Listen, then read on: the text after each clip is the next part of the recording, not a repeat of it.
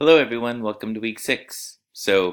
Topic for this week is the variety of budgetary connections, trying to see where things link in what we're doing in forecasting budgets and also looking at making an impact into instruction.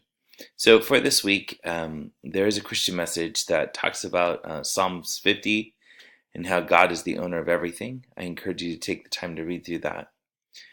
Also, the reading for this week, chapter 11 and chapter 12 in school finance. So chapter 11 is the chapter that talks about student body organizations, and then chapter 12 is the transportation.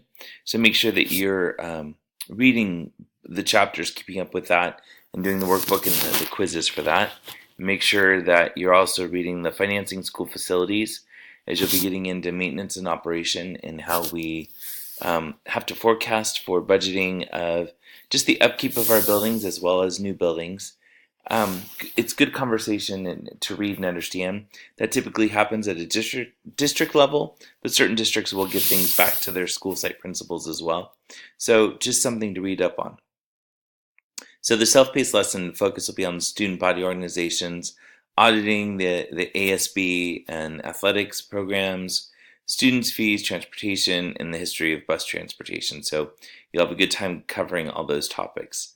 So the discussion board this week, there's one question, and it's really looking at the effective leadership in the ASB can be a great asset to a school's instructional program. Discuss the instructional benefits of ASB, and then what are the major responsibilities in supervising ASB. That'll come with your assignment that's due at the end of the week, and that's the ASB accounting manual memo. You will click on that and get some more information about ASB. A reminder, that memo can be quite long. I don't want you to feel like you have to read all about 200 pages of it. I'm looking for you to skim and find chapters or sections that you feel pertain to you as a future administrator, and making sure that you're overseeing and keeping the group accountable for what they're doing and financially responsible and solvent as well. And you'll write roughly a 2 to 3 page paper. A reminder for you that 2 to 3 pages is content. There should be a page in front, which is your title page, and the page in the back, which is your reference page.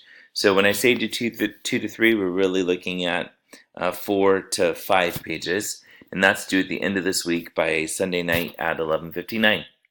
As always, you're welcome to give me a call, a text, or an email if you have any questions. To those who've already presented, congratulations.